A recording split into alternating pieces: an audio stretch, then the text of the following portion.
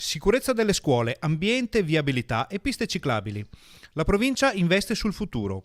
Il Consiglio padovano ha approvato in via definitiva, grazie al nulla osta unanime dei sindaci riuniti in assemblea, il bilancio di previsione per il biennio fino al 2021. Al primo posto del capitolo investimenti c'è la sicurezza delle scuole superiori di Padova e provincia. In questo modo Palazzo Santo Stefano punta forte sul futuro dei nostri ragazzi, con l'obiettivo di porre le basi per una comunità futura forte e preparata. Una provincia che guarda alla scuola, una provincia che guarda al futuro, una provincia che vuole dire al primo posto i nostri ragazzi, al primo posto il futuro.